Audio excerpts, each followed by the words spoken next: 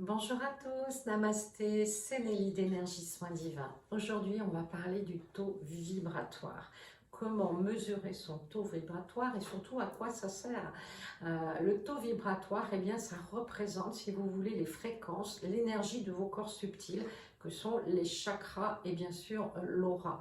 Donc, avoir un taux vibratoire assez haut, ça permet de se rendre compte qu'on a intégré justement toutes les montées vibratoires de ces dernières années, puisque la Terre a doublé pratiquement son taux vibratoire. Elle est passée de 7,85 à environ 15-20 Hertz. Donc maintenant, le corps physique, eh bien lui, il absorbe, puisqu'on a les deux pieds sur terre, on est humain, on absorbe cette montée vibratoire depuis, je dirais, 2-3 ans. Et en consultation, en soins, je vois bien, ou quand je fais des formations, eh bien je mesure le taux vibratoire de la salle, qui est une chose, je mesure le taux vibratoire du groupe, parce que ça permet de voir qu'au bout de ces 2 jours de formation, eh bien les personnes ont vraiment je dirais, intégrer des énergies, des puissances qui font que leurs chakras, leurs corps subtils se sont ouverts, se sont développés. Donc, vous prenez une échelle Bovis que vous allez imprimer sur le net. C'est subtil.net en général, ils ont des planches assez sympas. Et vous prenez une échelle qui soit assez haute. Les anciennes s'arrêtaient peut-être à 100, 120 000, mais c'est trop bas. Maintenant, il faut aller jusqu'au moins à 340 000 pour les lieux surtout. Et vous avez donc le premier plan, le plan physique, qui va s'arrêter à peu près entre 15 et 20 000 unités bovis. Le deuxième, c'est le plan énergétique, qui va aller jusqu'à 40, voire 50 000. Et le plan subtil qui, lui, va démarrer à 60 000 et plus encore. Donc, il est bien évident que si vous faites de la méditation, que vous avez une vie zen, que vous êtes heureux, ben, le taux il va pouvoir s'expanser. Si vous avez des soucis, si vous êtes malade, si vous avez reçu des mauvaises nouvelles, le taux peut baisser.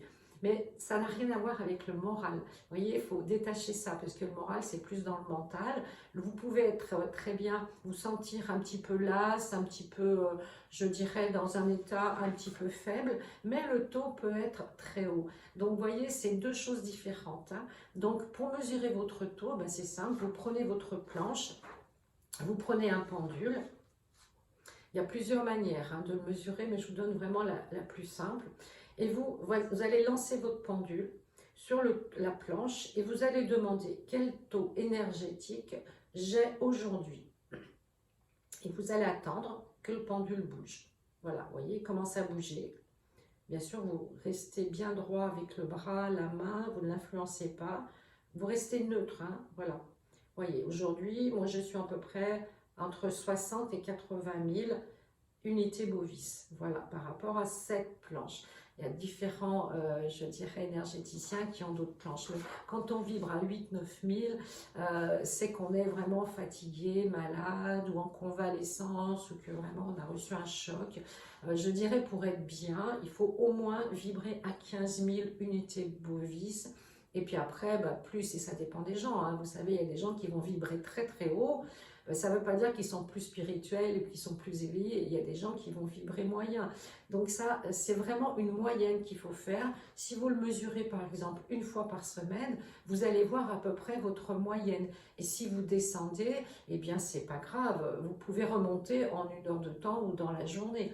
Moi je vois par exemple quand je fais des formations, eh bien je mesure le taux énergétique de la salle en début de formation, à la fin de la formation, et je mesure aussi le taux énergétique du groupe.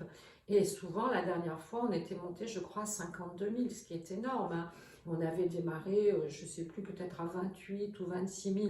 Donc, ça permet de voir que les gens, vraiment, ils se sont bien mis dans l'énergie du groupe, dans les 2 jours de formation, et qu'ils ont intégré des vibrations et qu'ils ont expansé leur corps subtil. Et ça, c'est un bon indicateur, vous voyez. Donc, c'est très important de connaître son taux vibratoire. Vous pouvez le mesurer dans votre maison, dans votre lieu de travail, ou pour une personne en soins. Moi, je mesure toujours le taux vibratoire en début de soin et à la fin du soin. Ça permet de voir si la personne, elle a bien intégré, elle s'est bien ouverte aux soins, et si ça a fonctionné aussi. Donc, le taux vibratoire, on le mesure bien sûr avec cette planche d'Alfred Bovis, qui était un Niçois. Je crois qu'il était pharmacien, quelque chose comme ça, et c'est lui qui a mis au point ces planches. Et vous savez, l'humain a besoin de concret, donc ça permet d'avoir, je dirais, une indication. C'est pas scientifique, c'est pas, je dirais, à 1000 près, mais ça donne une indication de votre taux vibratoire. Et autrement, moi, je le mesure souvent sans la planche, je le mesure au-dessus de la personne, et je demande à quel taux, et je compte, voilà.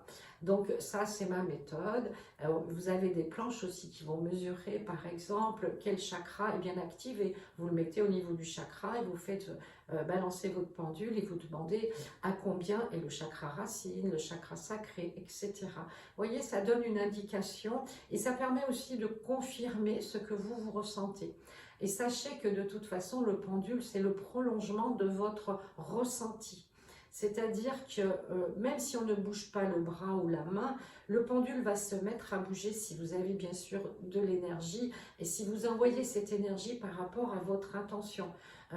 Comment se sent cette personne? Est-ce que cette personne, par exemple, un chakra bien ouvert? Est-ce que cette personne est spirituelle? Est-ce que cette personne voilà, est ouverte aux soins? Est-ce que cette personne a des entités, des âmes errantes sur elle? Est-ce qu'elle est chargée?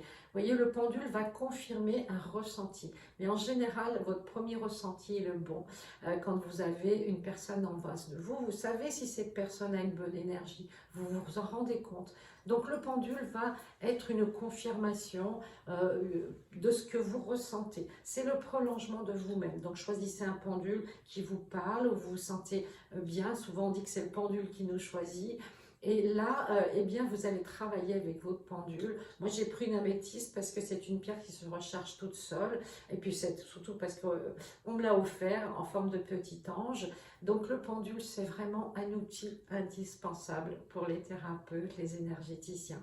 Voilà, j'espère que cette vidéo vous a plu. N'hésitez pas à liker, à mettre des commentaires. Et puis, je vous dis à dimanche prochain. Namasté.